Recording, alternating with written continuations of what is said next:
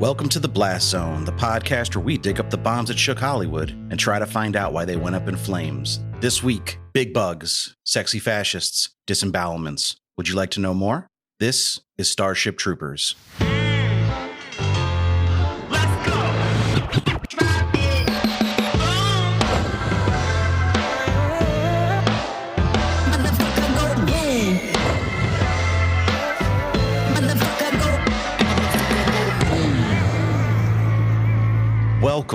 Welcome to the Blast Zone. Welcome to the Blast Zone. We are not a podcast about bad movies. We are a podcast about movies that did badly. That's right. I'm Jon Drake, in-house film critic of my Letterboxd account. And I'm Ian Dukes. I'm a person with thoughts and feelings, and some of them are about movies. Movies like Starship Troopers, which we're talking about today. But before we get into that, Ian, how are you this week? Last episode, I mentioned that I was bone tired, and it turns out I'm still tired. I'm starting to think even that I may be medically tired. Nope. I haven't done anything about it, but we only have one rule on this show, and that's everyone podcasts. No one quits. That's right. So I'm listening to Sarge or Lieutenant or whoever that was. One of them. We're just going to dive in there. I'm also tired. I'm always tired, Yeah. just like you. But I have two small children, so I think that just goes with the territory. Oh, for sure. And it's their birthday party this weekend. Fun. I'm going to a farm with a petting zoo. Ah, neat. So that'll be exciting. My son Jack's turning 6. He loves animals. He wanted animals at his party, and they weren't going to let me sneak into the zoo after hours again. He said, if you catch you doing that again, you're in big trouble. Yeah. So I had to find other ways to get him animals for his birthday. Legally sanctioned animals. I love that. We got to do things by the book now. Just woke culture. You get canceled for stealing penguins from the zoo now. Can't just kidnap a goat. All right, Ian, hit me with it. What did you watch this week that you want to tell the listeners about?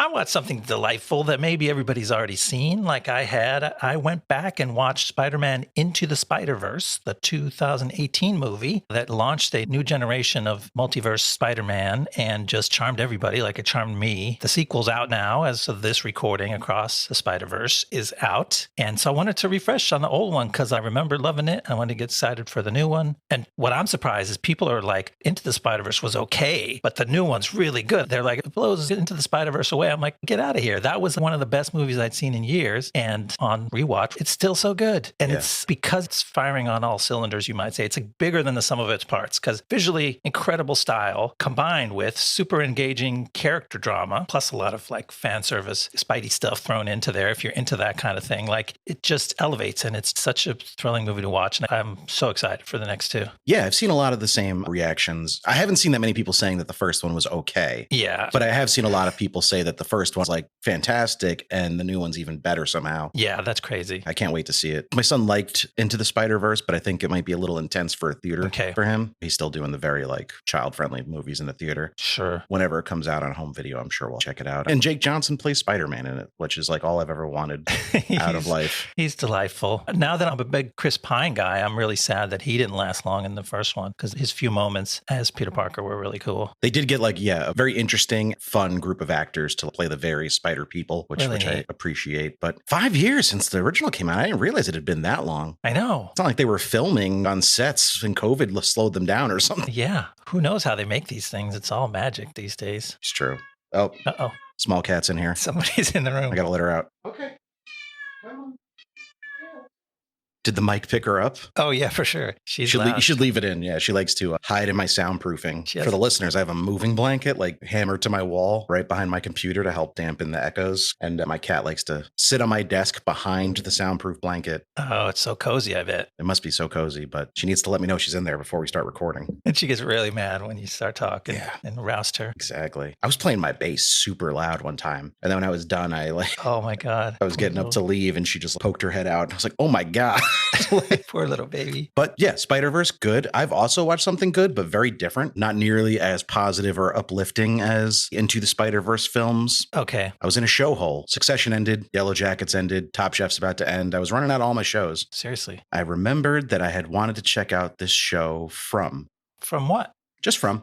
Okay. It was on Epix in the first season and MGM Plus now, which I guess is just Epix rebranded, like the way things keep happening. That's weird, but we're just rolling with it. But I think it's, like you pointed out, it's also going to Amazon Prime, at least the first season. And man, the first season is very effective. It's a creepy little horror sci-fi adventure about a town that once you drive into it, you can't drive out of. Yeah. And at night, monsters that look like people come out and they will kill you if you're not in a house that's protected by a certain talisman, but they will try to trick you into letting them in or coming outside. So there's a little bit of that. Don't do that. They kill you in very gruesome ways. So there's some mind game aspects to it, but it stars Harold Perrineau, you know him from Oz and Lost and the Matrix movies, one of my faves. Yeah. He's really good in it. It's got not a ton of recognizable faces in the rest of the cast, but they're mostly really good. There's a couple duds, but I'm not going to call them out by name because that's not nice. It gets compared to Lost a lot. There is some of the same creative team there. Okay. Jack Bender, who did a lot of Lost's best episodes, and I'm fairly certain was also the guy who said previously on Lost. Oh, really? Yeah. And he's the showrunner of this one? He might be the showrunner, or he's definitely directed a bunch of the episodes. Okay. But it's just really good. I'm caught up. There's 7 episodes of season 2 done so far. It's going to be 10. It's already renewed for a 3rd season. Oh, really? Although they film in Nova Scotia, so I don't know how that's going to be affected by the fires. Season 2 is a little slower, a little more cryptic, but has that problem mystery box shows can have where they keep asking new questions without answering the old ones. Okay. But season 1 does such a good job of getting you to buy into the town and its characters and this unique setting that me personally, like, I'm along for the ride anyway, even if it's going to be a slog through season 2. That's a success story. Any show like that getting picked up for a 3rd season in today's environment. And you tipped me off to it. I just got a taste of it. And I dig the Stephen King-esque vibe of it. Some Salem's Lot vibes for sure, yeah. Towns, talismans, ghosts that wait outside your door at night. It's classic spooky town story stuff. And it gives you a lot of payoff right away. That was my initial impression. A lot of shows tend to make you wait to reveal the spooky thing because they just don't have that much spooky thing in the tank and they want to stretch it out. This one gives you some good stuff right away and gets you involved. What was that tweet about, like Surf Dog, or what was it? Oh, Surf Dracula, yeah. Surf Dracula. Like the first season will just be talking about like how he got his surfboard. You see him. You'll never see him surf. Till it's the last 5 minutes of the season finale. But no, there's Dracula surfs right away in this one, and it's rewarding. Not the first scene, but close to it. It's worth checking out if you like spooky horror shows. But we're not here to talk about spooky horror shows. We're here to talk about Nazi propaganda, I guess. I guess. Starship Troopers, the movie. A movie I loved as a child, unironically. I was definitely not aware of the satire. Okay, yeah. I was 11 when this movie came out, and I fucking loved it. There was blood and machine guns and boobs. Like, what's not to like? Yeah. It's a movie like that you can grow up with its audience. It appealed to like preteen males when it was first released, but then as we got older and a little wiser, we were able to kind of see some more nuance to it. What's your memory of this movie when it came out? So I didn't see it right when it came out, but I think I probably rented it not long after it came to home video, and I wasn't quite ready for it at the time. I remember thinking it had some cool stuff in it. I didn't fully get onto its wavelength, which is what you're talking about. We'll spend a lot of the episode trying to talk about what wavelength this movie is actually trying to put out. But I was also at that point in my life too sensitive to the gnarly bug violence that this movie contains. There's a lot of strong Verhoeven style violence in it. He likes his ultra violence, yeah. I also I couldn't take RoboCop. I actually have to revisit RoboCop now as an adult because I've never gone back to it because that was too traumatic for me. I was actually also traumatized by the RoboCop violence as a kid. Okay. So I've not really revisited that one too much either as an adult. So thankfully now I'm a jaded old shit who loves death in all its forms. And we're ready for this movie and coming back to it. I love it. I thought it's such a good movie, but it's funny because there's some movies that we dig up and go, hey, this was a bomb. If you haven't seen this, you got to see it. It's amazing. And this movie, I kind of want to say that, but at the same time, I know that a lot of people will not get on this movie's wavelength and we can recommend it wholeheartedly. And a lot of people will be like, what the fuck are you talking about? Right. You have to meet this movie where it lives. Like, you can't take anything happening in this movie at face value. I just like to say, I'm very proud that I was able to make you so jaded with just a couple years of podcasting. Yeah, you should be. Making you watch horror movies every October. Cool Kills. Have a whole new segment for Cool Kills. I have a massive blast zone callus on my brain now. Nothing phases me, I guess. That's right. Should I get into the making of the movie? Yeah, let's hear how this thing happened. All right. In 1959, Robert A. Heinlein published Starship Troopers, a military science fiction novel he'd written in just a few weeks. The 263-page saga was partially responsible for ushering in the Space Marine trope, but it also had several nods to fascism, endorsing corporal and capital punishment, and attributing a moral decline in America to a lack of discipline. Fun stuff. Paul Verhoeven was born in Amsterdam in 1938 and had been working in film and TV since 1960. By the 1990s, he had plenty of experience directing satirical sci-fi movies, with his past successes including RoboCop and Total Recall. John Davison, who was a producer on RoboCop, wanted to reunite the creative team from that film on a new project. I'd buy that for $1. RoboCop writer Ed Niemeyer was trying to come up with a new project of his own and began developing a story treatment called Bug Hunt at Outpost 7. When Niemeyer pitched this idea to Davison, Davison replied that it sounded very similar to Starship Troopers, which he assumed another studio already owned the rights to.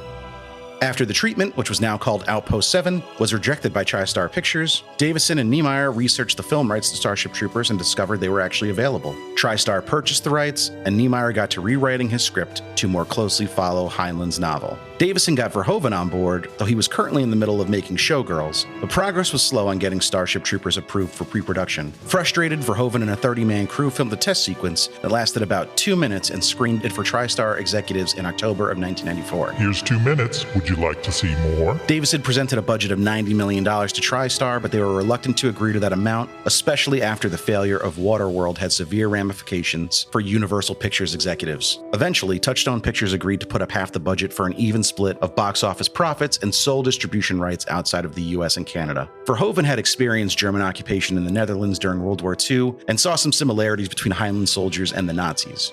He and Niemeyer approached the material as a satire, making the human characters into fascistic action figures. Now I know about fascism, and knowing is half the battle. Verhoeven cast the movie primarily through soap operas and teen dramas, like Melrose Place and Beverly Hills 90210 to round out his cast, with Casper Van Dien beating out the likes of Mark Wahlberg and Matt Damon for the lead role of Johnny Rico, partially because Verhoeven thought that Van Dien embodied the Aryan idol of the Nazi propaganda films by Leni Riefenstahl. Dina Meyer, Denise Richards, Patrick Muldoon, Jake Busey, Neil Patrick Harris, and Seth Gilliam were cast as the younger military personnel, and Michael Ironside and Clancy Brown filled the roles of the old grizzled vets. Filming began on April 29, 1996, with Hell's Half Acre, just outside of Casper, Wyoming, filling in for the bug planets of Klendathu and Planet P. It did not go well. For the 6 weeks they filmed there, cast and crew dealt with scorching hot days, freezing nights, rain, blizzards, and windstorms. Rain was so severe the site had to be abandoned for 2 weeks, burying cars, equipment, and miles of electrical cables under the mud. Other than that, Mr. Verhoeven, how was the weather? Once they were on the way back to Los Angeles for set and soundstage filming, things did not get any better. An intoxicated crew member on a flight bound for LA made a comment about a bomb after being denied more alcohol, and was subsequently arrested, and production was delayed a day while the rest of the cast and crew were put on other flights. Look, if I don't get a gin and tonic right now,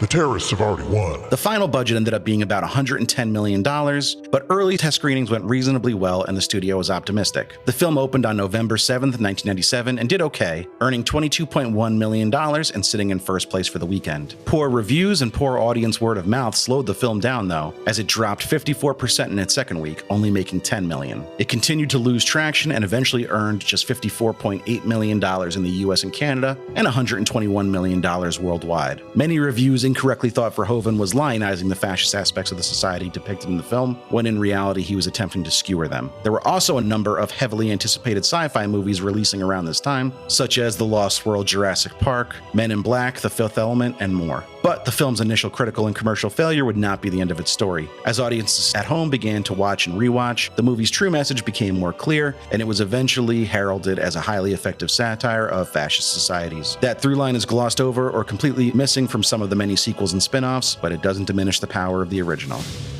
I think I get what he's trying to do. It's not that it's totally subtle. It's just that he's doing more than one thing. Yeah. So there's parts where it's absolutely tongue-in-cheek and you see how awful parts of this society that he's depicting are. And then yet it works absolutely straight as a teen coming-of-age, old-fashioned war movie. And almost none of that winks at you. All the interstitials wink at you. So only part of the movie is winking at you and the other part is playing it pretty straight. So it kind of might feel like it's thumbing its nose at you, even if you know that it understands what it's doing. Yeah, it's a very risky thing he's attempting to do here, and I give him credit for even trying. Yeah. But you almost can't blame audiences for misunderstanding this movie at the time. I was trying to think of it like you go, okay, it's satire. And yeah, it is. So in all these interstitials, these sort of government-produced newsreels and little segments, like that's where you can tell, okay, this is over the top. You get glimpses of what are the rules in this society and how do they think and how does the government talk to its people. And you're like, oh, these people are fucked up. But then the rest of the movie, it's showing showing you great-looking, very endearing young people going through a very traditional coming of age and boot camp and going to war and losing and eventually triumphing. And in the end, he's tweaking us for siding with them. He's like, aren't these kids awesome? Isn't this story moving? Fuck you, they're Nazis. Why do you like them? It's like, yeah, fascism ruins everything, except here's some great things it did for these young people. Haha, no, it's actually bad. I don't think we're supposed to hate them because they were just following orders. And that's never gone wrong for anyone in history. It has hints of those lessons, but the characters suffer for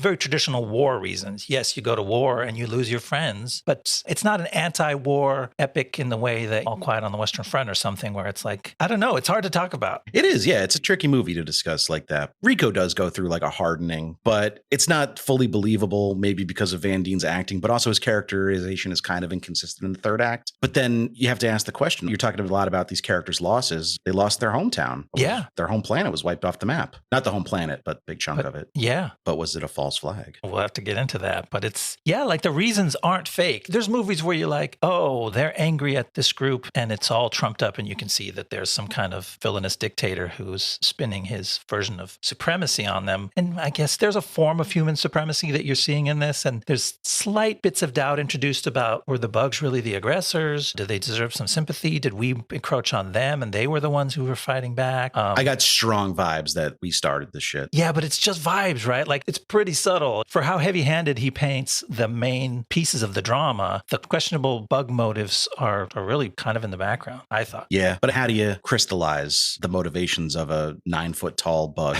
That just shrieks and tears you into pieces. The bugs are, there's no doubt that they're inhuman. They are built for war. Like these fucking things are formidable. It's not really an attempt to make them sympathetic and go, the bugs are just like us. There's none of that because they're not at all. We don't get a scene of the mama bug cowering in a cave with the baby bugs while like daddy bug goes out to fight the evil humans. There's none of that. They seem like a very war-centered society. When I thought about that, it made me wonder, did Verhoeven undercut himself? Because he clearly entered into this, and all of the violent movies that he made, they're all tongue-in-cheek, and you can take them on one level as straight action movies and on another level as making this commentary. But he does love violent action. And he's good at it. Yeah, he's great at it. So I'm wondering if at some point in the construction of this movie, does his lust for showing gruesome, evil bugs and the most intense fighting you've ever seen between humans and alien bugs, could that have overwhelmed some of what was otherwise been in the script to make the bugs seem a little bit less of rabid aggressors? And that's just pure speculation, but you kind of wonder because this guy just loves the violence. I think he would have made his point clearer if the humans steamrolled the bugs. Like clearly, like they just kind of picked them because they need an enemy. You can't really succeed in maintaining a fascist society without an enemy. But that would have made for a weaker movie overall. Stronger message, weaker movie. It's a balancing act. I'm not sure he got the balance totally right, but this movie still fucking rocks.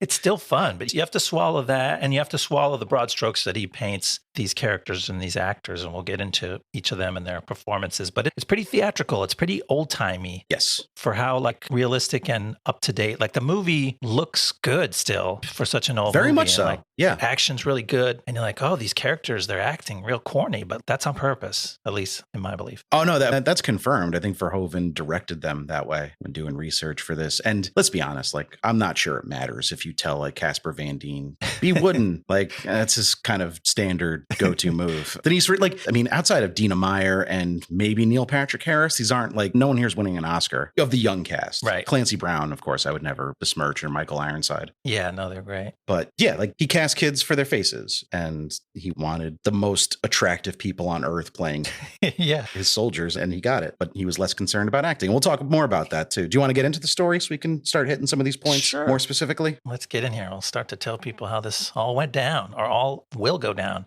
In the distant future, Earth is ruled by a strict militaristic regime and is embroiled in an escalating war with bug-like aliens from the planet Klendathu. Meanwhile, in Buenos Aires, handsome high school jock Johnny Rico, played by Casper Van Dien, is crazy for his girlfriend Carmen, played by Denise Richards, while rebuffing unwanted advances from his teammate Diz, played by Dina Meyer. At graduation, when Rico realizes Carmen will be shipping out to the Space Pilot Academy alongside his crosstown sports rival Xander, played by Patrick Muldoon, Rico defies his parents' wishes and he enlists. Rico doesn't want to be left behind by Carmen and by his best friend Carl, played by Neil Patrick Harris, who has psychic abilities and is being recruited into military intelligence. But lacking his friend's special aptitudes, Rico is assigned to the mobile infantry to become a lowly Starship Trooper. At boot camp, Rico realizes with dismay that Diz has followed him into the service to stay close to him, and he also struggles when Carmen breaks up with him via video message. Nevertheless, he works his way up to become squad leader. Unfortunately, Rico makes a mistake during a training exercise which gets one of his squad members killed, and he's publicly flogged as punishment. Dejected over his failure, Rico is about to quit the mobile infantry when he learns that his hometown of Buenos Aires was just wiped out in an alien attack.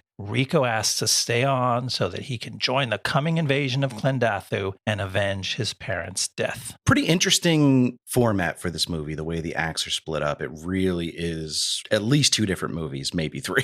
Yeah, it's a long movie, but there's a lot of action. There's a lot of forward momentum in the plot. So you don't feel like it's dragging, but you're like, this is big. And then you're like, this is epic. Like, yeah. It's quite a bit of a high school movie, high school sports and romance relationship movie. And then it's a full boot camp movie. And then it's a full war epic with like multiple campaigns and battles. There's just a lot to it. A stealth mission, like in the third act. Yeah. Like, it is a long movie and a big movie, but like you said, it doesn't feel long. It's very well paced. I think the kind of vignette style makeup of the acts just makes it feel like, okay, like there's a way. Sometimes I'll sit down to watch something and I'll be like, I can't watch a 2.5 hour movie, but I'll watch like 5 episodes of an hour-long TV show.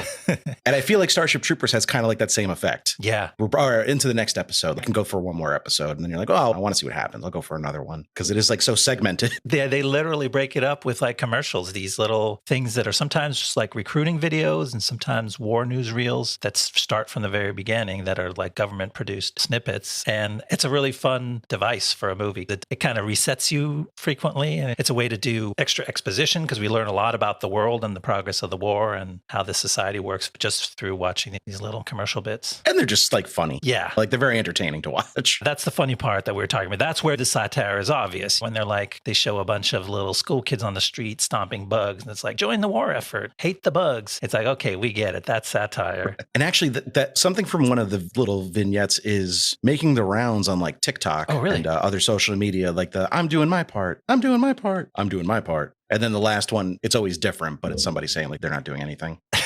So it's become like a format for TikToks lately, which I was like, there's a few signs that we should cover this movie. So after we announced that we were covering this movie, but before we recorded this, me and my wife went to Saratoga Springs for the weekend for my birthday. Had a lovely little weekend. Nice. We went to a bar, pint-sized, on Main Street in Saratoga Springs. Check it out. Cool. If you're in the area. Very good beer list. They had one TV in the bar. Guess what was on? Couldn't have been Starship Troopers. It certainly was. And it was like the beginning too. So I was like, oh, cool. Let's sit down and watch Starship Troopers at the bar. Yeah. So I did part of my rewatch at pint-sized in Saratoga Springs. And I haven't seen Starship Troopers on a TV randomly in like 20 years. It's the blast zone effect. Things come around when we start to touch them with our magic touch. Yeah, Angelina Jolie was trending a few weeks ago after the Gone in 60 Seconds episode. Yeah, so. Cool stuff. We talked about the bugs a little bit, but let's talk about them a little more in depth. I was very impressed with how they hold up to today's special effects standards. They're kind of too good for this time. I'm like, wait a minute, 1997? What else was going on at that time? They don't fall apart. Even when they do like really ambitious things, the battle scenes have lots and lots of bugs in them, and they're moving fast and all the fuck over the place.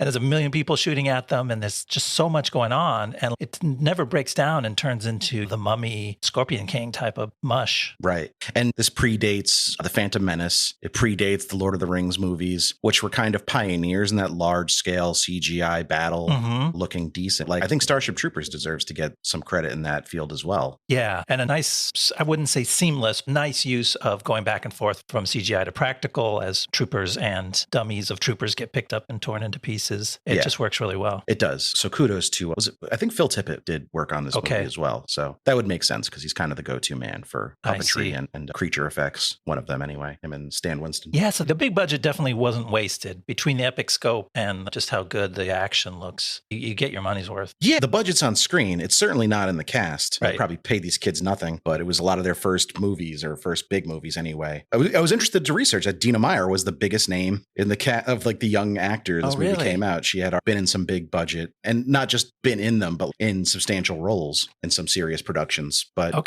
so let's talk about the cast and their high school dramas. So we get introduced to our high school characters through the corniest looking space football I've ever seen. Yeah. Rugby / I can't even tell what they're really doing here. It's got some of that arena football vibe where it's indoors and the sidelines are real tight. They're wearing the dorkiest outfits you can imagine and just jumping and doing like triple front flips over an offensive line. But again, it seems to be intentionally like mimicking these kind of childish TV shows or movies before just showing you the most brutal violence.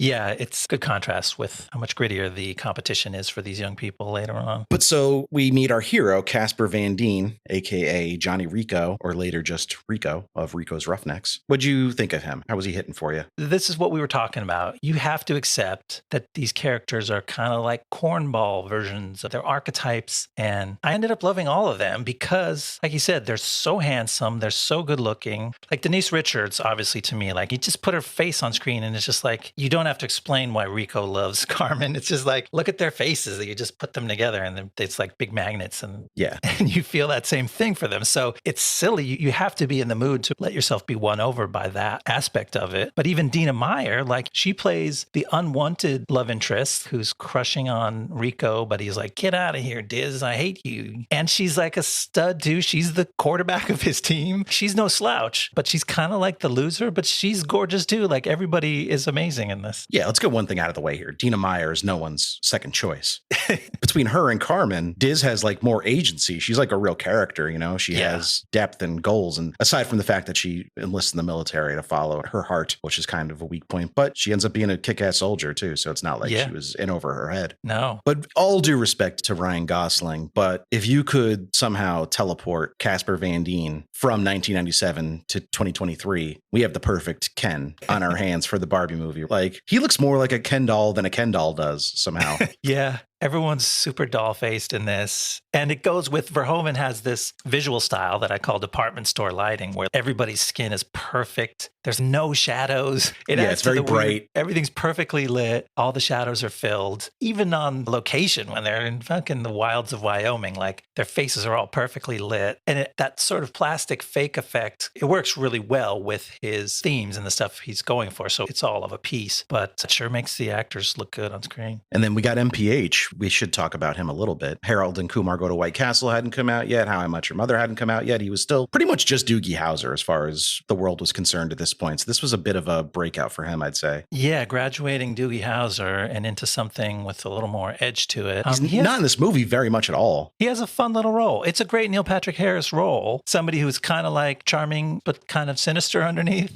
It's kind of like in real life, from what I've heard. Oh, really? Run into him in New York, yeah. Yikes. Allegedly. But yeah, he's fun. He's definitely adds to the mix. There's no duds in this. Do you think everybody kind of works for what they're asked to do? Even Patrick Muldoon playing like a real douche. Yeah. He's very good at it. He's so good at it. I hate him still, even though there's nothing wrong with him. Even in the movie, yeah, he's kind of horning in on Rico's girlfriend, but he's got real talent too. He's not just a good looking dope, and everybody ends up heroic in the end. Although flying one of these spaceships does not look very hard, I will say. They don't seem to have any buttons or controls you have to press. You just kind of like they don't do much. Yeah, you enter some coordinates. Once in a while, you turn a joystick, but barely. And you had a note in here about a quote that Verhoeven gave where he admitted to basically picking people for roles based on looks and not acting talent, and that he kind of regrets it. But we both believe that was actually the right choice. That's funny to see that he said that. I think we got that out of Wikipedia, where he's like, I kind of went too hard on picking them by looks, but it works. Like Denise Richards, she gives this weird stilted performance, but I'm like, it somehow feels more real because it kind of reminds you that they're kind of just dopey kids besides their many talents and acts of heroism. Yeah, I don't want better acting in this movie. I like just what we got. Yeah, kids don't talk well and confidently, and like they think of what they're going to say, and you can kind of see them like hitting the upper levels of their intelligence when they're trying to respond to something, and we get that here. Yeah, like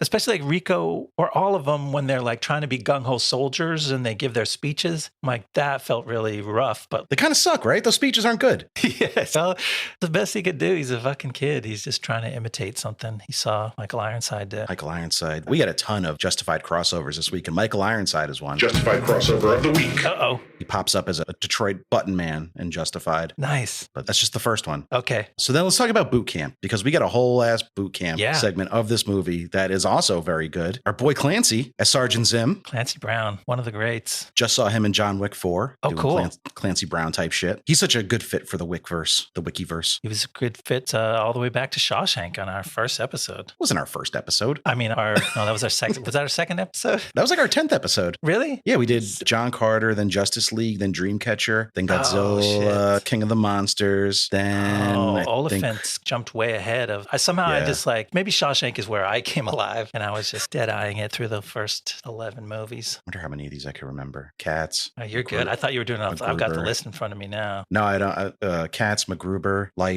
I know I'm skipping some. Yeah, you just skipped Last Action Hero and Scott Pilgrim. Man, we were putting out straight fire in the early days. Pretty good, though. Yeah, we picked some good, juicy stuff back then. When I don't know if we knew what we were doing, but got us out of the blocks. I mean, we're still picking good movies. Starship Troopers is a big one. Yeah, no, it's great to still be doing this over 100 later. And Dean Norris, better known as Hank from Breaking Bad. Yeah. Looking exactly like Hank from Breaking Bad. Like, the man doesn't age. No. He's got the same hair, same build, same everything. And he's got the smallest of the older, like, tough guy parts. He's got kind of the smallest one, but he brings great gravitas to it. Like, he really makes that little moment shine. Porn gifs. Do you remember that? And he just tweeted out porn gifs. No, that's a real life thing that happened to him. That's a real life thing that happened. Dean Norris just tweeted out the words porn gifs. Clearly, he thought he was tweeting into a search bar. Classic blunder. Just helped humanize him. I'd always seen him as this authority figure, and now I'm like, he just likes porn. Yeah, he's a normal guy. That's relatable. I'm gonna let you say this one. You got an exciting blast fact because we have Jake Busey in this movie in a pretty big role. He's a part of the squad, Rico squad. The most visible sort of secondary sidekick character on the squad, and that turned into a blast fact. The Busey boys, only father and son team to each appear in 2 Blast Zone episodes. Can you name those for the audience? Our audience will try to do it, try to beat John to the punch. Yeah, it's The Frighteners, and Starship Troopers for Jake, and then Big Wednesday for Gary. Yeah. And Drop Zone. Yeah. Boom. I don't know. Is that cool for them? It's cool for us. It's cool for us. It's probably not cool for them. Although we liked both of Jake's. We liked all 4 of those movies pretty well. Yeah. We're not done with the blast facts around the Busey boys yet. Jake Busey, our second justified crossover of the week. Justified crossover of the week. Oh, damn. He popped up. I think I told the story. In The Frighteners, he was a eccentric safecracker. And he was an explosives guy in Justified who's trying to blow up a safe and blows himself up. Spoiler alert. Classic Busey behavior. Yeah. That'll happen. Jumping into ovens, blowing yourself up with safes. And now I'm very curious because you have next note. I see you laughing. You know what I'm going to say. Yeah. It just says Ian Tidbit, the shower scene. You got to explain yourself here, man. I didn't realize how that may sound funny just as a note with no context. So I'm going to carefully talk my way around this. I believe that a friend of mine is in the shower scene in Starship Troopers. Tidbit. Interesting. I'm not going to name him because I don't know. I never got the chance to ask. Somebody that I grew up with, was friends with. This movie came out several years after we both had left high school. But I knew in high school when I last was in touch with him, he was into acting. I was like, I think he's trying to pursue that for real. And then I rented this movie one day and I'm watching it. And there's a guy in the background, just an extra in the shower scene. Just he has a couple facial reactions, laughing at the chatter between the main characters. I'm like, and just to set the scene for listeners who haven't seen the movie, everyone's fully nude. Yes. It's men and women together in the shower and they're fully nude. So there's my buddy. I think I've never confirmed it with him. I've seen him on a couple occasions since. I guess I never brought up. Did I see? Did you check the credits? He's not in the credits. He doesn't have a line. So I think he would be background extra where you don't get a credit. But I'm pretty sure it's him. And watching it again, I still think it's him. One day I shall hope to solve that. When you do, you got to let us know. Yeah, I'll bring an update if that ever happens. But yeah, it's always haunted me. Do I know that guy? He does not show any private parts that they don't go below his waist. I don't think in any of his little moments. Fun fact about that scene, though, Verhoeven and I think cinematographer were the only 2 people on set from the crew, and they were both nude as well. Okay. Because the actors were like, we'll do it, but only if you get nude. And Verhoeven, he's European. Yeah. It's nothing to him. He's like, yeah, I'll whip the schlong out. I don't care. Yeah. He's in that sauna every dang night, probably. Did Amy Smart pop up in that scene too? No, I don't think so because... I know she's in here somewhere. I can't remember where. Oh, she's with Carmen and them, right? Yeah. Amy Smart went to the Pilots Academy, not to the boot camp with Rico. Because do you know what Amy Smart is? What is Amy Smart? Our 3rd Justified crossover of the week. Justified crossover of the week. Holy shit. And there's a 4th, but I don't know who he plays in this. Kai Lennox. We got 4 people. Justified crossover of the week. Oh, okay. Yeah, pretty exciting. Our biggest Justified crossover of the week yet. And right after we just had Timmy himself in an episode, so. Yeah, the rest of the cast started getting in line behind him, and they're like, we got to all get in there in the next episode. Amy Smart, we remember as the love interest of Jason Statham in, what do you call that movie? Crank 2? Crank High. Well, both Cranks. Oh, okay, right. We covered Crank High Voltage, but she was in both. Movie I did not care for, but I cared for Amy Smart. She's very charming. Yeah. and she's great and justified. So check that out. So then we're in boot camp. We're watching Rico get his confidence up. He's starting to feel himself a little bit, gets named squad leader, and then boom, he is trying to troubleshoot a helmet problem during a live firing drill and gets a poor farm boy's head blown off. Right in front of his face. It's pretty fucked up, but also cool kill. I will admit, it was a cool kill, and it was an extremely disturbing moment in the Verhoeven style of a good old practical dummy head explodes right in the hero's face. It's gross. How beefy were these helmets that was going to do anything to a fucking machine gun round? Like, I know, and they don't even cover your face. Like, a bullet, I think, went through his eye, so it was like, it still would have done the same thing. It might have not come out of his head in the back, but yeah, it didn't seem like he was going to have a good day regardless. No. But that sets up the flogging, which is a pretty grim, brutal sequence that goes on for quite a while. Yeah, so they don't just take him aside and spank him or whip him. It is a big ceremony. There's a central courtyard with this big arch that he's tied to. It's more evidence of the strangeness of the society with just how ritualistic this punishment is given out. It's not capital punishment, but corporal punishment. But then he takes the whipping and he's like, I'm going to leave anyway. But then Buenos Aires is destroyed. And we've got to talk about the is Buenos Aires a false flag question. Yeah, you came up with this. I did not come up with this, to be fair. Okay. This is a common theme on the internet. If you read about Starship Troopers. You threw it at me because it's played out really interestingly in the movie. He's finally talking to his parents because he's kind of on the outs with them because he left for boot camp against their wishes. He's like, hey, mom, dad. And they're like, why are you out of uniform? He's like, I'm coming home. And they're like, oh,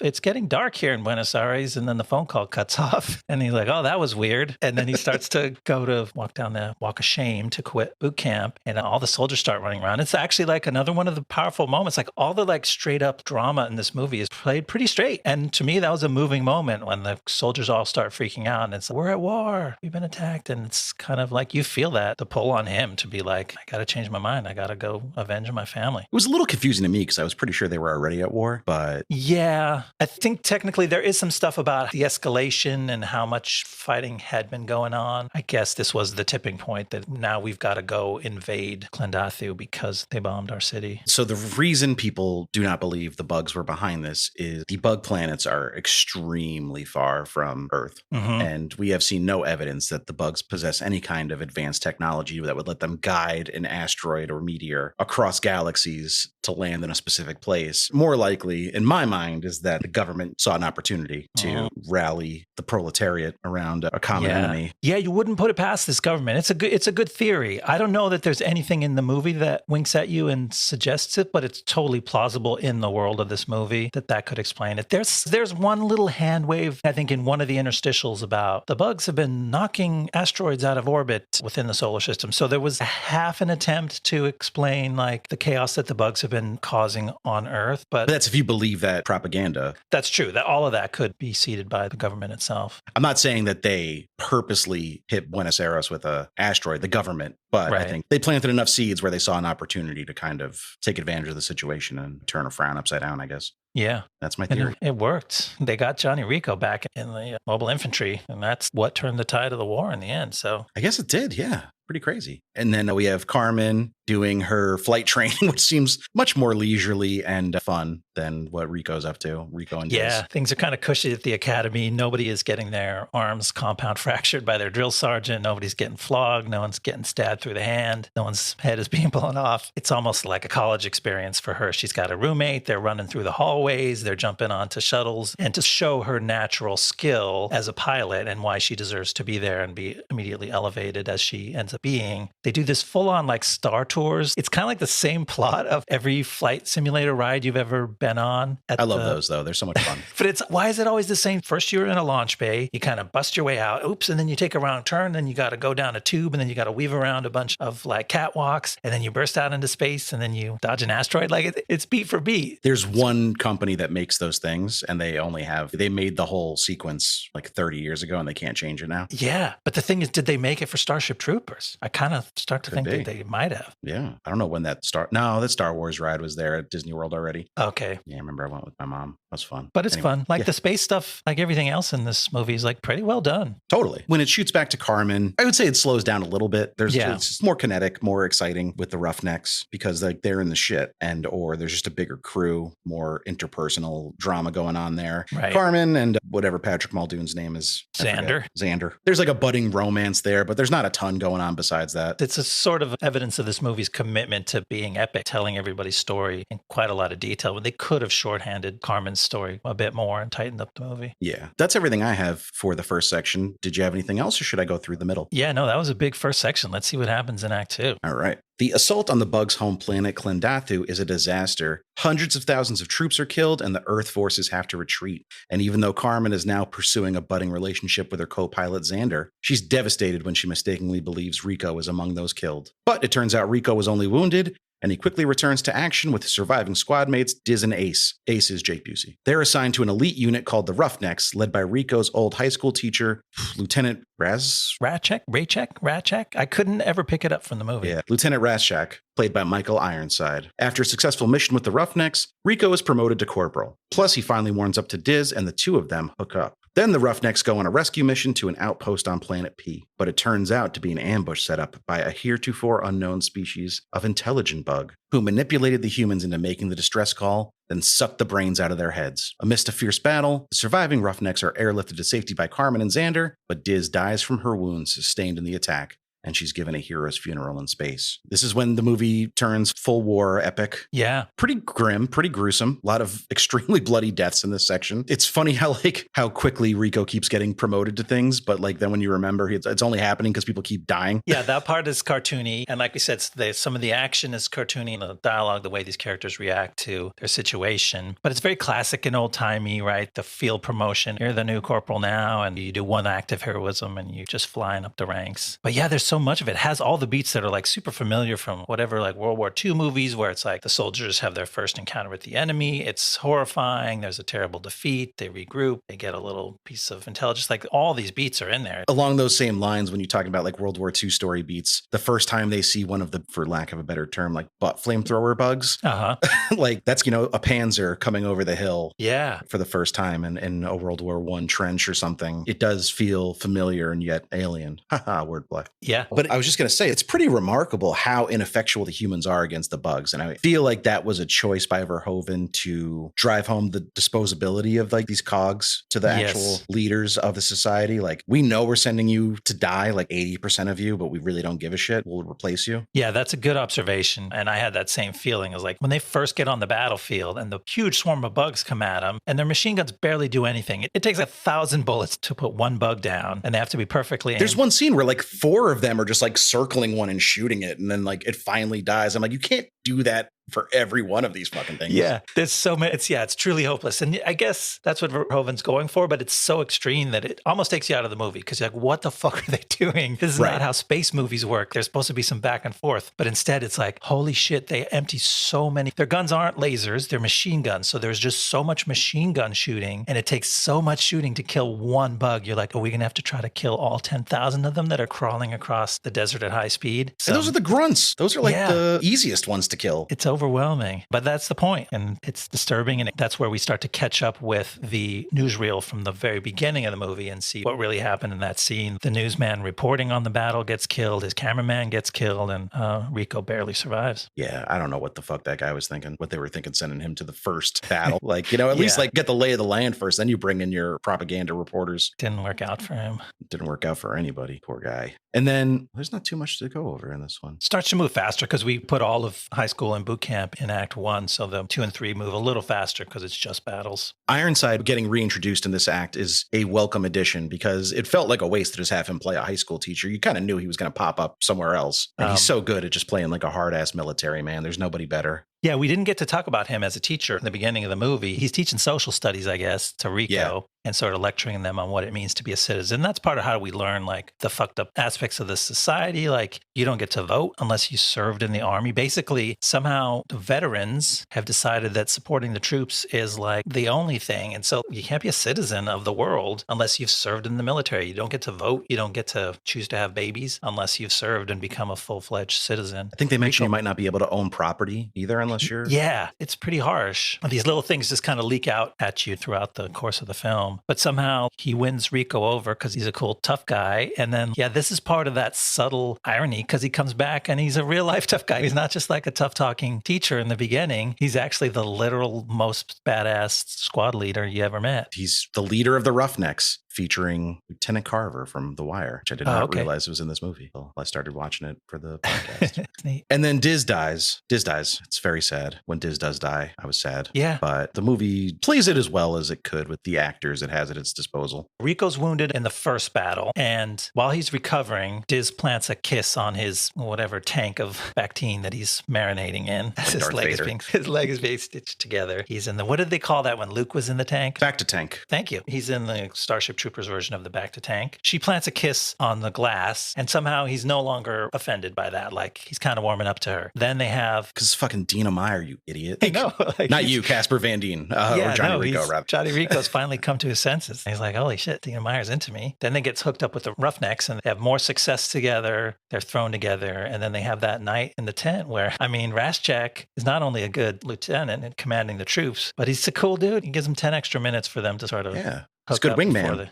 He's just a good dude all around. Except that he's a fascist. But it's nice, though. Like, she's so sweet. Meyer really plays the two sides of that character really nicely, where she's a hard ass, but her love for him is so sweet. And it's like, you feel so happy for her when she finally gets her man, and she doesn't live long after that. You knew what was going down when they got together. You were like, okay, I see where this is heading. But it was still a sad moment. I got really attached to that character, even though she's a fascist. I have to keep saying that. Yeah, we got to qualify ourselves so no one misunderstands us. And then this is our first inkling that there's a smart bug who is sucking people's brains, and those effects are pretty disgusting. More fun Verhoeven practicals, heads with the brains sucked out. Yeah, we only see the aftermath. It's only later that we see the actual process, which we get to see it in action. Even grosser. Super gross. Love that for us. It's good stuff. It's hard to take the bugs. If you're at all like squeamish, the main bugs aren't that bug-like. They're orange and black and a little bit crustacean-y, so they're not as like... They're like crustacean-y, arachnid combination. Yeah. They're not as squirmy. They don't really have a face. Right. That helps, I think. They just have big pinchers for a face. They're not as gross as it could be if you were like, ooh, bugs. But they ramp it up. We meet new bugs. And then the blue guys that shoot the fire out of their butts, they just kind of look like big beetles. Yeah, they're kind of cute and cool. But then the brain bug is fucking disgusting. Yeah, we'll get to him at the end there. I guess there are more types of bugs in the book, but Verhoeven wanted to pare it down to keep it simple for audiences so they didn't get confused. Isn't it the case that some of the bugs in the book were more humanoid and maybe more relatable? Yeah, he really wanted them to feel alien. Okay, so you want to walk us through the third section? Okay. Back in space, Rico and Carmen are joined by their old high school friend Carl, who's now a colonel with military intelligence. Carl informs them that the ambush on Planet P proved the existence of an intelligent class of so-called brain bugs. So Carl promotes Rico to lieutenant, puts him in charge of the Roughnecks, and sends him back down to Planet P with orders to capture a brain bug alive so that Carl can study it. After dropping off the infantry, Carmen's spaceship is shot down by bug artillery, and she and Xander crash their escape pod directly into the brain bug's cave. What are the odds? The bug finds the pilots and sucks out Xander's brain, but Rico arrives just in time to rescue Carmen. Meanwhile, the other troops have captured a brain bug, and when Carl uses his psychic powers to determine that the bug is scared, they all erupt in celebration of its fear. This victory is expected to turn the tide of the war, and we see Lieutenant John Rico and Captain Carmen Ibanez in a new recruiting video urging more young people to sign up to fight in the war. Carl, our boy Carl, shows up dressed like no one more than Hans Landa from Inglourious Bastards. He's in full like SS. Yes. He just looks like a fucking Nazi poster boy. The Nazi references ramp up in this movie because it starts first, you're kind of seeing their infantry uniforms in the boot camps, and you're like, those are a little bit familiar. They kind of might resemble German soldiers in World War II. Then you see the pilots, and I'm like, that's totally like Luftwaffe pilot stuff. They got these enormous collars and the same gray. And then Neil Patrick Harris shows up as fucking head of the Gestapo, and it's like, holy shit, like, come on, you're really he's got the hat, all, like the little death's head floor-length trench coat, and he looks fucked up. Like the war was taking a toll on him. He was like bright and vibrant and upbeat early in the movie, and now he's kind of gray and sullen and grim, and he talks like a mystic from a fantasy movie. His psychic powers are taking their toll. He's seen too much. He's seen a lot, and he tells them, because he's not only just doing the intelligence stuff, like somehow he's in charge of the whole war, because they're like pissed. Oh, you sent us to Planet P and you knew that it was an ambush? And he's like, bitches, I send thousands of people off to die every damn day. This is war. But I won't go myself. I'm too valuable because of my psychic powers. Yeah, still got that Doogie Howser special qualities that set him That's apart. right. He's a gifted child. Always. Oh, the wreck of the Roger Young. Yeah, you had a note here about the ship getting blown out of the sky. There's two scenes. So like the big attack on Clendathu, that was like the first time they went face to face with the aliens. They were caught off guard, right? They brought all these big cruiser ships into orbit around the planet. And all of a sudden, big glowing blue flak started flying up from the surface and taking out their ships. And it's like, we didn't know they could do that. We didn't know they were even smart enough to recognize us. I didn't know they were allowed to do that.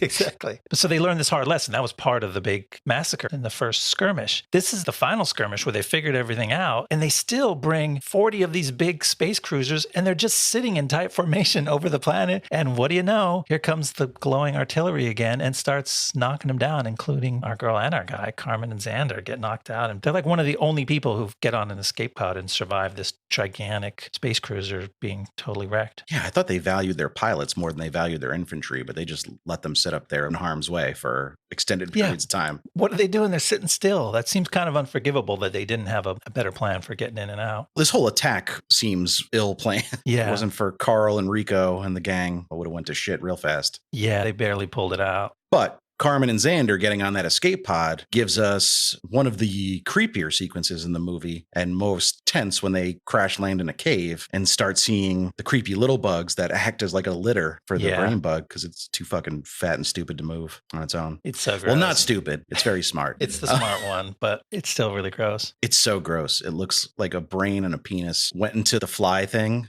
Yeah. Like from the movie The Fly.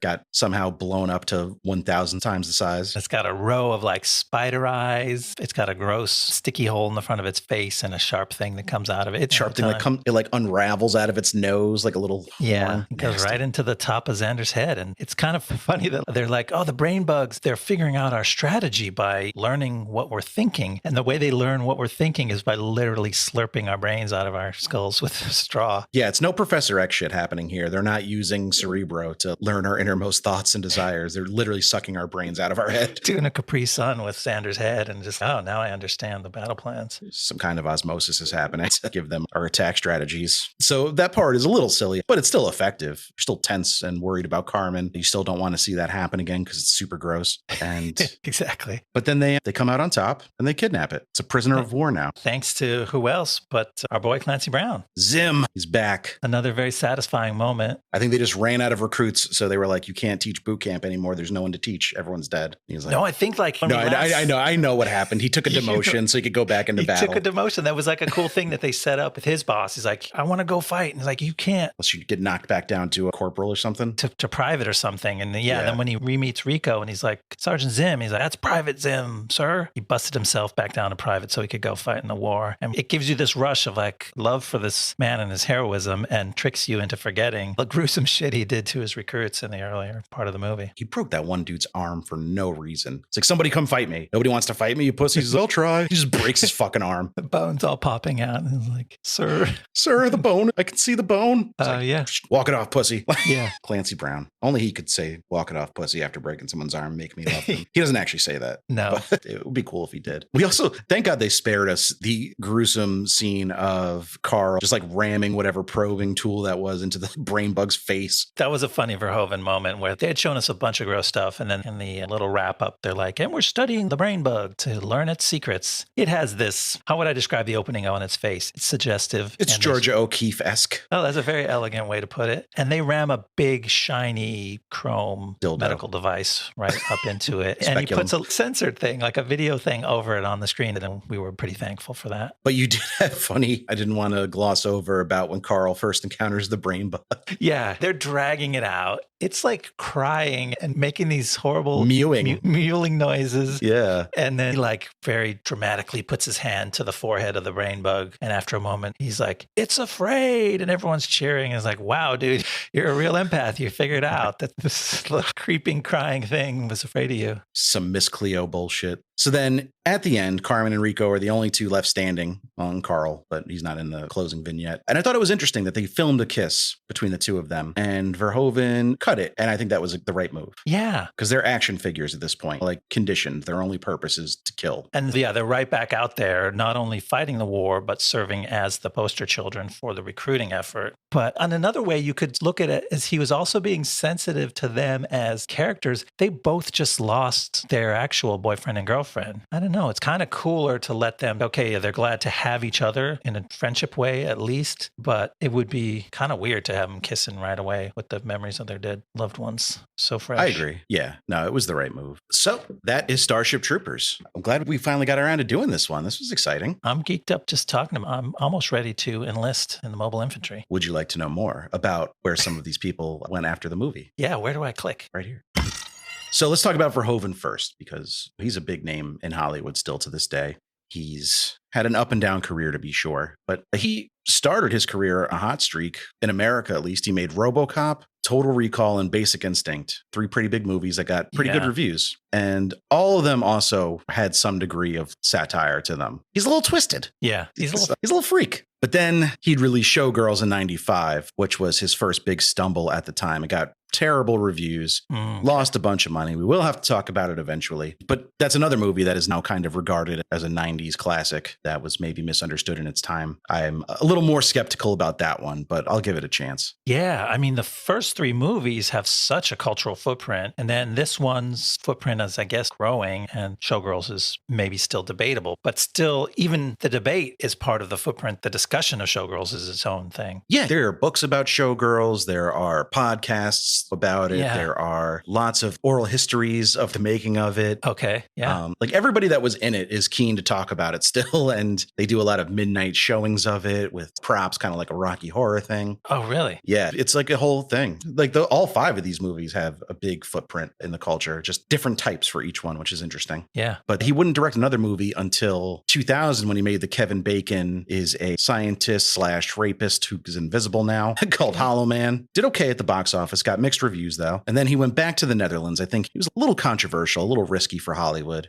So he started making movies in Europe again, and that's where he stayed. He made Black Book in 2006, got good reviews. He doesn't release a lot of movies anymore, but he did release Elle, which we discussed briefly on the Heaven's Gate episode because it was a rave review for Isabelle Huppert. Oh, okay. Neat. That was 2017, I think, 2016. And then Benedetta, which was much more recent, and both of those got rave reviews. And he's preparing his next film. He's coming back to the States for this one. Oh, wow. He's reuniting with Edward Niemeyer, the RoboCop and Starship Troopers and Total Recall screenwriter. Okay. He will be directing Young Sinner, an erotic political thriller set in Washington, D.C. about a young staffer who works for a powerful senator and gets drawn into a web of international intrigue and danger. Oh. That sounds awesome. Yeah, that sounds loaded with drama. Let me correct myself for 1 second. Niemeyer did not write Total Recall. Oh, okay. But let's talk about Niemeyer a little bit. Yeah. He wrote RoboCop, as we know. Then this was only his second movie, Starship Troopers. And he's followed that up with some interesting stuff. He did the sequel to the movie Anaconda called Anacondas, The Hunt for the Blood Orchid. Okay. Did you ever see the original Anaconda? No, I didn't want none of that. It's exceedingly silly. I don't think you'd be scared, especially not now after. Is that J-Lo? It's J-Lo, Ice Cube, John Voight. I might have seen parts of it. Also 97. Okay. Interesting. It made too much money for us to talk about on the pod, unfortunately. It's a bummer. That would have been fun. John Voight gets swallowed by a snake and then regurgitated still alive, and he winks at a character.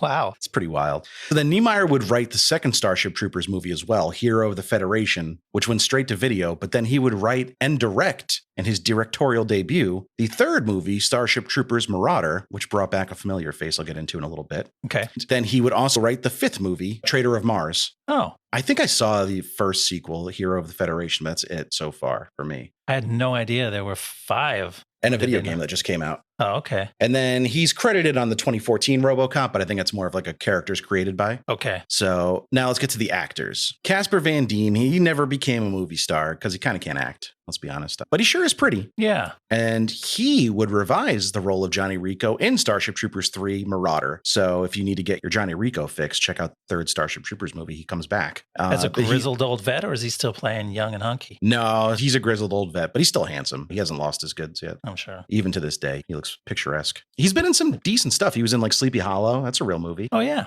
Alita Battle Angel, which we'll probably cover at some point. Yeah, interested in that. But most of his movies don't even have a Wikipedia page, which is kind of like my shorthand indicator for like, is this a real movie? Or Yeah, is it's not a great sign. did somebody need a tax break? Doesn't look good. But he's been in tons of TV shows. He was on Monk, Hawaii Five-0, All American, and now he's starring on Salvage Marines. He's an exec in EP on that too. And apparently his character there is heavily inspired by Johnny Rico. Oh, coming around. Yeah, I could see him doing the con circuit if he's not already. Yeah. For Johnny Rico. Because like He Dina should. Meyer, I think, does that a lot. Oh, good. Good for her. Denise Richards, unfortunately, would become more famous for her doomed marriage to Charlie Sheen than for being an actor. She still works steadily. She's popped up in a bunch of movies and shows. Weirdly, like she plays herself a lot. Oh, Like Beverly Hills 90210, Jane the Virgin, 30 Rock. She's in all these shows playing Denise Richards. So Oh. they're not reality shows. And she is playing Denise Richards in them for some reason. that's weird. That's not a great sign. No. That's what you get called for. I remember that in the 30 Rock arc she had was where she was one of the idiots or the morons. It was her and Tracy Jordan, and they were trying to raise awareness for stupid people, Oh, okay. which was good for her. She could poke fun at kind of her public image, but it felt a Right. little mean Yeah. in hindsight. Not even in hindsight, just it felt mean. Yeah, can see how. But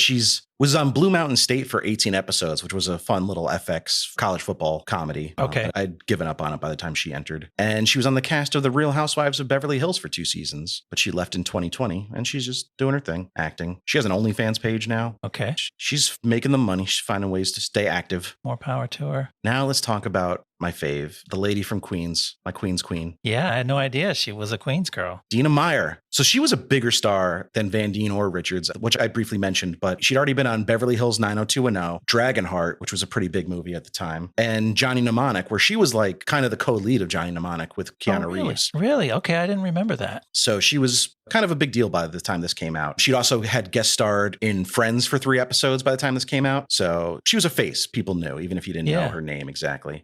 She was in the movie Bats in 1999, which I fucking love for some reason. It's so stupid, but it's a good time. It's kind of like, imagine the opening scene to Morbius stretched out for 2 hours. Wow, okay. Literal bats. Okay. Literal bats, yeah. And then in 2002, she was in Star Trek Nemesis, which I think is kind of considered a classic in the Star Trek movie canon. That's supposed to be one of the better ones. And I think I did really like it when I first saw it. She's also played Detective Allison Carey in a bunch of Saw movies, including the first. I like to call the Saw franchise continuity porn because characters that died in the first movie pop up in the fourth one because there's flashbacks and certain movies take place in the past. Oh, I You know, see. like it's all about like connecting the dots and the pieces and, oh, this person was this minor character in 3, but now they're the protagonist in 7. And Yeah, I was going to ask. I'm like, oh, if she was in a bunch of movies, does that mean she survived them all? But not necessarily, because Not necessarily. going forward in time. right. So she hasn't done like a lot of prestige movies, but she's been in a lot of good stuff. She was in American Horror Story Apocalypse, All American with Casper Van Dien, Oh, okay. The Magicians, which was a really like a fun little show on the Sci-Fi Network. Yes, I love the book, The Magicians, and I love the show decently. But Yeah, the show had its moments where it was great, Yeah. but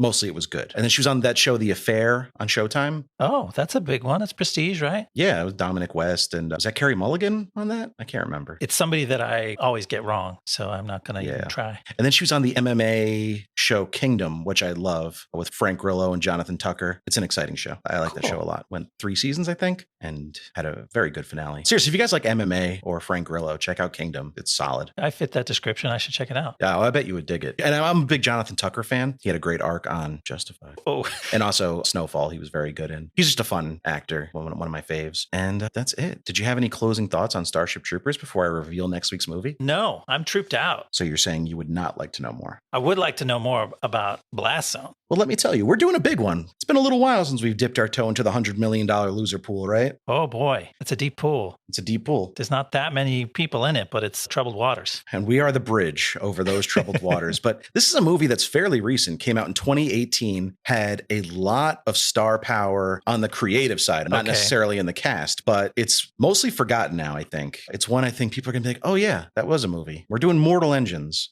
Even the name is forgettable. It's kind of like a rural juror situation. Mortal Engines. Like, Mortal Engines could be anything. it's about cities on wheels. Yeah, it should be called Cities on Wheels. Yeah, I dumb don't it know. down for us. That's my first complaint about it. I have not seen the whole thing. You let me know that this one's coming, and I've dipped my toe into it, but got a lot more movie to check out. Written by Fran Walsh, Philippa Boyens, and Peter Jackson, Oh, they didn't do any big movies, did they?